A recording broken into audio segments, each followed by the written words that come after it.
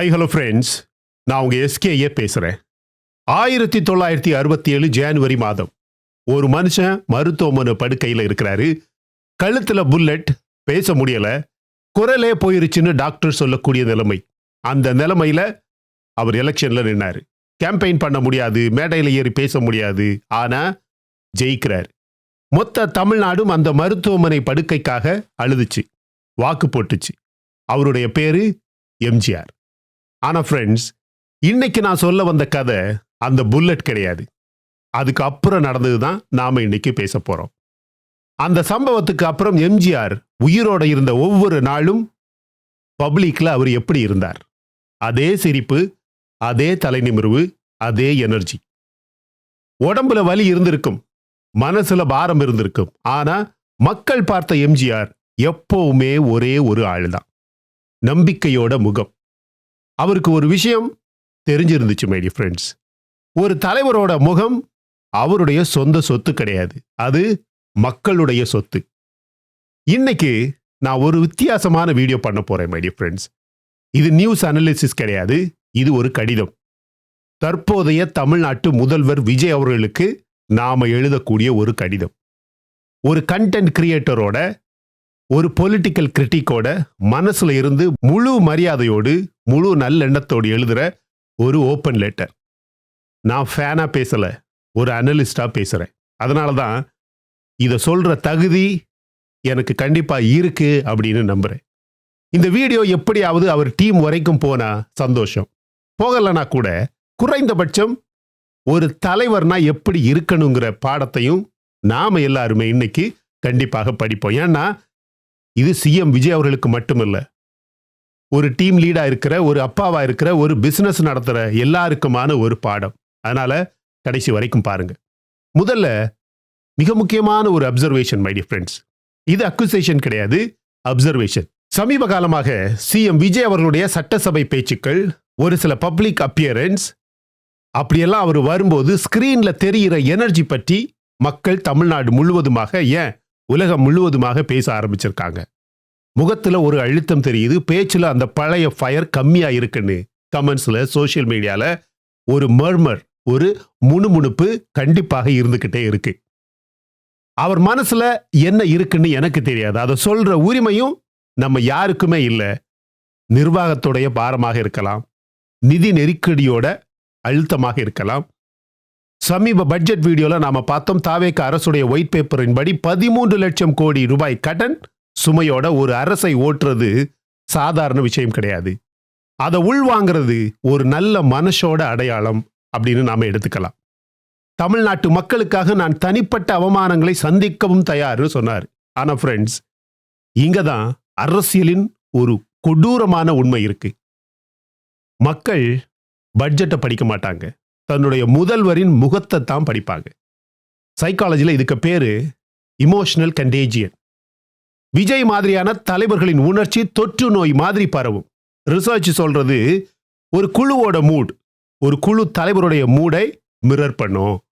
ஒரு சின்ன குடும்ப தொழிலில் அல்லது ஒரு சின்ன தொழிற்சாலையில் பாஸ் மாதிரி இருக்கிற தலைவர் சோர்வா வந்தா அன்னைக்கு அந்த மொத்த அட்மாஸ்பியரே, அந்த மொத்த குழுவே சோர்வாக வேலை செய்யும். ஒரு வீட்டில் அப்பாவின் முகம் வாடி இருந்தா அன்னைக்கு அந்த வீட்டில் பிள்ளைங்களுடைய விளையாட்டே நின்று போயிடும்.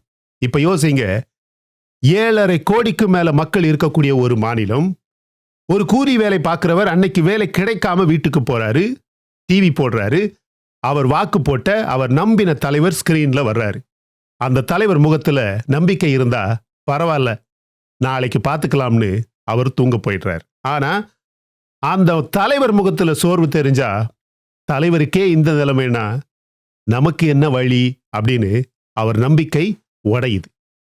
ஒரு தலைவருடைய முகம் அரசாங்கத்தோட இன்னொரு பட்ஜெட் மை டியர் ஃப்ரெண்ட்ஸ், ஹோப்போட பட்ஜெட். அது எப்பவுமே டெபிசிட்ல போகவே கூடாது, அது எப்பவுமே குறையக்கூடாது. தமிழ்நாட்டுடைய ஹிஸ்டரி இதை நமக்கு எத்தனையோ தடவை ஆதாரப்பூர்வமாக சொல்லியிருக்கு. காமராஜர் பட்டப்படிப்பு இல்லை, இங்கிலீஷ் இல்லை, சொத்து இல்லை, ஆனா அந்த சிரிப்பு, எளிமையான வேட்டி, நிறைவான முகம். மக்கள் அவரை நம்பினது அவருடைய டிகிரிக்காக இல்லை, அவருடைய முகத்தில் தெரிஞ்ச நேர்மைக்காக, அமைதிக்காக. கலைஞர் 80 வயசுலயும் மேலே ஏறினா குரல்ல இடி முழக்கம். அது இயற்கையாக வந்தது கிடையாது மை டியர் ஃப்ரெண்ட்ஸ்.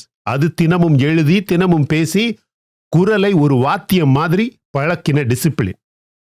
ஜெயலலிதா அவர்களுக்கு எத்தனை நெருக்கடி, எத்தனை வழக்கு, எத்தனை நேரம் ஆட்சி போச்சு, எத்தனை நேரம் ஆட்சி போச்சு.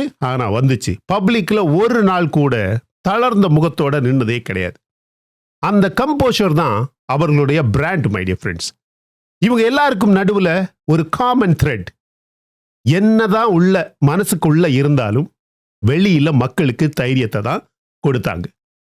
உலக அளவுல பார்த்தா இது இன்னும் ரொம்ப தெளிவாக தெரியும். நெல்சன் மண்டேலா 27 வருடம் சிறை. ஒரு மனுஷனுடைய வாழ்க்கையுடைய மிக முக்கியமான நல்ல பகுதி முழுக்க கல்லுடைத்த கைகள். வெளியில வந்தப்ப அவர் கோபம், கசப்பு, சோர்வு அப்படின்னு எதையாவது ஒரு உணர்வை காட்டியிருக்கலாம். எல்லாத்துக்குமே அவருக்கு உரிமை இருந்துச்சு. ஆனா அவர் மக்களுக்கு காட்டினது ஒரே ஒரு சிரிப்பு. அந்த ஒரு சிரிப்பு தான் ஒரு நாட்டையே சிவில் வார்ல இருந்து காப்பாத்துச்சு. வின்ஸ்டன் சர்ச்சில் 1940 லண்டன் மேல தினமும் வெடிகுண்டு விழுந்துகிட்டே இருக்கு. தோற்க போறோம் அப்படின்னு மொத்த உலகமே சொல்லுச்சு. அவர் ரேடியோல பேசும்போது அவருடைய குரல்ல தளர்ச்சி இருந்திருந்தா அன்னைக்கே பிரிட்டன் சரண்டர் ஆயிருக்கும். ஆனா அவர் கொடுத்தது பிளான்ஸ் கிடையாது மை டியர் ஃப்ரெண்ட்ஸ். அவர் கொடுத்தது டோன். ஆக்கப்பூர்வமான, மக்களுக்கே ஆச்சரியம் கொடுக்கக்கூடிய அளவுக்கு தைரியமான டோன்.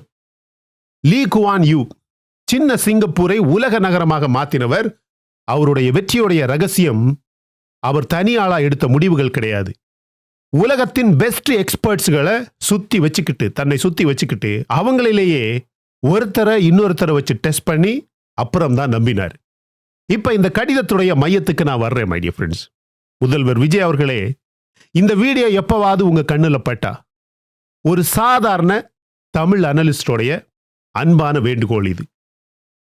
வேண்டுகோள் நம்பர் 1, உங்க முகம் இனிமே உங்களோடது கிடையாது. 2026 எலெக்ஷன்ல 85% மேல போலிங். தமிழ்நாடு வரலாற்றுல ஹையஸ்ட் டர்ன் அவுட். அத்தனை கோடி பேர் வரிசையில நின்னது உங்க மேல வச்ச நம்பிக்கையால. அதுல பாதி பேர் உங்க திரை கரிஸ்மாவால, அந்த எனர்ஜியால, அந்த சிரிப்பால இன்ஸ்பயர் ஆனவங்க. அவங்க இப்ப தினமும் உங்க முகத்தை பார்க்கறாங்க. டிவியில, சட்டசபையில ஒவ்வொரு ஃப்ரேம்லையும் உங்க முகத்தை பார்க்கறாங்க. அந்த முகத்துல நம்பிக்கை இருக்கணும். ஏன்னா அது உங்க மூடு இல்ல, அது 7 கோடிக்கும் அதிகமான மக்களுடைய மூடு. என்னுடைய ரிக்வெஸ்ட் நம்பர் 2, சட்டசபை பேச்சு ஒரு கடமை கிடையாது. அது ஒரு பெர்ஃபார்மன்ஸும் கிடையாது. அது ஒரு தருணம். ஒரு பேச்சை படிக்கிறதுக்கும் அதை உள்வாங்கி நம்பிக்கையோடு டெலிவரி பண்றதுக்கும் வித்தியாசம் மக்களுக்கு ஒரே செகண்ட்ல தெரிஞ்சிடும். 40 வருடங்கள் கேமரா உங்க ஃப்ரெண்டா இருந்திருக்கு. அந்த ஆக்டர் டிசிப்ளினை நீங்க கொண்டு வாங்க. ஒரு சீனுக்கு முன்னாடி ஒரு நடிகர் தன்னுடைய கேரக்டரை எப்படி இன்டர்னலைஸ் பண்ணுவாரோ, அந்த ஸ்கிரிப்டை எப்படி இன்டர்னலைஸ் பண்ணுவாரோ, அதே மாதிரி ஒவ்வொரு அசெம்பிளி ஸ்பீச்சையும் இன்டர்னலைஸ் பண்ணணும். தன்னம்பிக்கையை அந்த வார்த்தைக்குள்ள நீங்க புகுத்தணும். வார்த்தைகள் அரசாங்கத்தோடது, ஆனா கன்விக்ஷன், அதுல வரக்கூடிய இமோஷன்ஸ் உங்களோட தான் இருக்கணும். என்னுடைய ரிக்வெஸ்ட் நம்பர் 3, வாய்ஸ் ட்ரைனிங். உலகத்துடைய டாப் லீடர்ஸ் எல்லாரும் வாய்ஸ் ட்ரைனிங் பண்ணியிருக்காங்க. மார்கரெட் தாட்சர், இங்கிலாந்தின் மிகச்சிறந்த பிரைம் மினிஸ்டர், வாய்ஸ் கோச் வச்சிருந்தாங்க. ஒபாமா தன்னுடைய பேச்சில் ஒரு சின்ன இடைவெளி, ஒரு சின்ன பாஸ், அதை ஒரு ஆயுதமாக பழகினார். கலைஞர் தினமும் எழுதி அவருடைய குரலை கூர்மையாக்கினார். பிரீத், பேஸ், பாஸ், இந்த 3ம் ஒரு தலைவருடைய உண்மையான மைக்.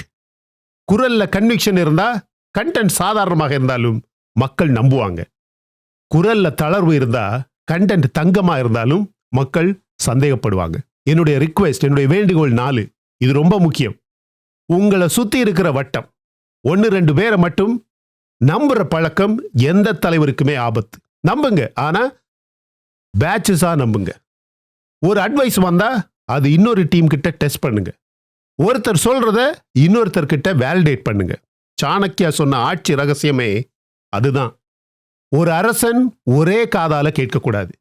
உங்ககிட்ட இப்ப ஒரு லக்ஸரி இருக்கு. தமிழ்நாட்டோட, இந்தியாவுடைய, உலகத்துடைய பெஸ்ட் எக்ஸ்பர்ட்ஸை உங்க மேசைக்கு கூப்பிடுற அதிகாரம் உங்ககிட்ட இருக்கு. அதை முழுசா யூஸ் பண்ணுங்க.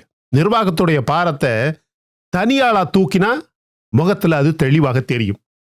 10 பேர் தூக்குனா நடையில அந்த வேகம் தெரியும். என்னுடைய 5வது வேண்டுகோள், கடைசியாக சொல்றேன். ஒரு அட்மினிஸ்ட்ரேட்டருக்கும் ஒரு பொலிட்டீஷியனுக்கும் இருக்கக்கூடிய வித்தியாசம். ஃபைலை சால்வ் பண்றது அட்மினிஸ்ட்ரேஷன், ஃபீலிங்க, இமோஷனை, மக்களுடைய துன்பங்களை சால்வ் பண்றது பாலிடிக்ஸ். இந்த ரெண்டுமே நீங்க தான் சிஎம். இந்த ரெண்டுமே நீங்க தான். அட்மினிஸ்ட்ரேட்டரும் நீங்க தான், பொலிட்டீஷியனும் நீங்க தான். ஃபைல்ல எவ்வளவு பெரிய முடிவு எடுத்தாலும் அதை மக்கள் கிட்ட கொண்டு போற முகமும் குரலும் தளர்ந்திருந்தா அந்த முடிவோடைய மதிப்பு பாதி ஆகிடும். ரீசன்ட் பட்ஜெட்ல நீங்க டிசிப்ளினை காட்டுனீங்க. நான் அதை ரெக்கார்ட்ல வச்சு என்னுடைய வீடியோக்கள்ல பாராட்டினேன். அதே டிசிப்ளினை இப்ப நீங்க கேமரா முன்னாடியும் காட்டுங்க, மக்கள் முன்னாடியும் காட்டுங்க. உங்க தனி வாழ்க்கையில வெளியில் சொல்ல முடியாத ஒரு சில அப்ஸ்டினன்ஸ் எதிர்பாராத முறையில் நடந்திருக்கலாம். அதுக்கு சரியான முறையில தீர்வு காணுங்க. ஏன்னா எல்லாருமே மோடி ஆக முடியாது. ஒரு சில பேருக்கு அப்ஸ்டினன்ஸ்னால வர்ற விளைவுகள் மிகப்பெரிய பாரமாக மாறலாம். இப்போ உங்கள ஒரு சில பேர் என்கிட்ட கேட்பீங்க, எஸ்கேஏ இது ஃபேக்கா சிரிக்க சொல்றியா, உண்மையா இருக்கிறது தப்பா அப்படின்னு கேட்பீங்க. நல்ல கேள்விதான் ஃப்ரெண்ட்ஸ். நான் சொல்றது நடிப்பு கிடையாது.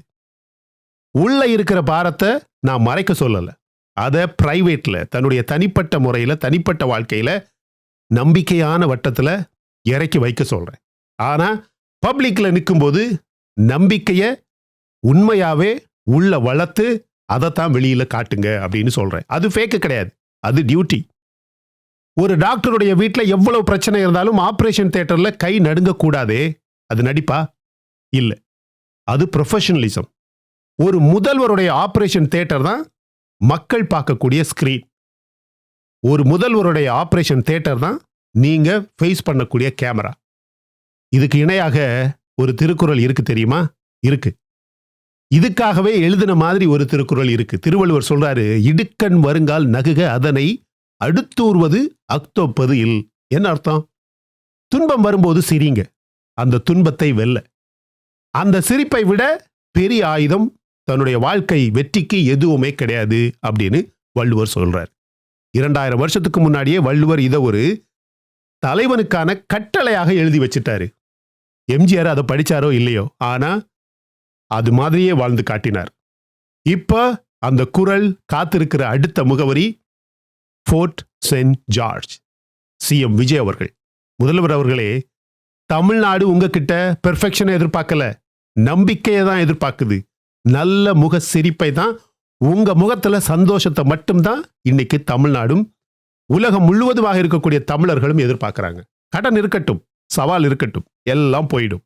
ஆனா ஒரு தலைமுறை உங்க பாடி லாங்குவேஜை பார்த்து தான் கஷ்டத்தை எப்படி எதிர்கொள்கிறது அப்படின்னு கத்துக்கிறதுக்காக வெயிட் பண்றாங்க, அப்படின்னு கத்துக்கிறாங்க. அவங்களுக்காக தலை நிமிர்ந்து முகம் மலர்ந்து நீங்க வேலை செய்யணும். இது ஒரு அனலிஸ்டுடைய அன்பான ஓப்பன் லெட்டர், வேற எதுவுமே கிடையாது.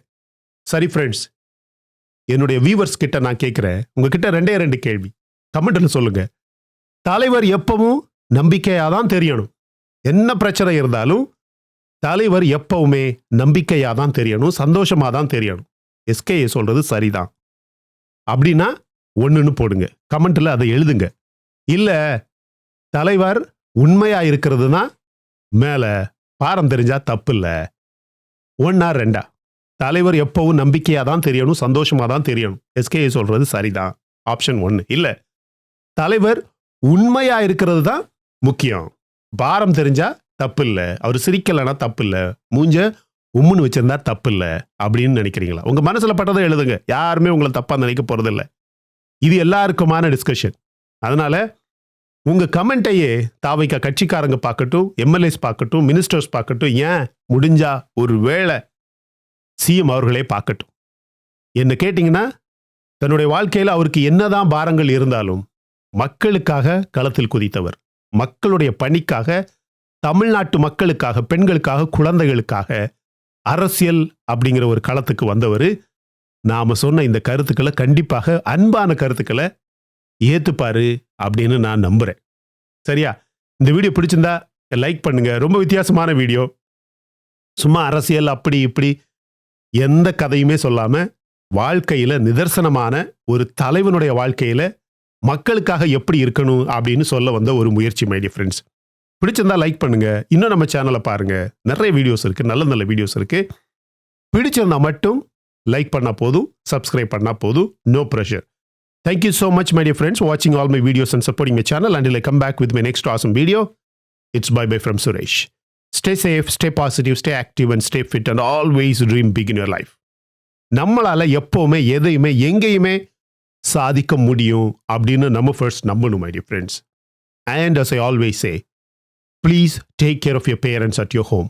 உங்க அப்பா அம்மாவை உங்க வீட்டிலே வச்சு நல்ல சந்தோஷமா பத்திரமா பாதுகாப்பா பார்த்துக்குங்க, my dear friends, because it's very, very, very, very important. ரொம்ப முக்கியம், my dear friends. Thank you.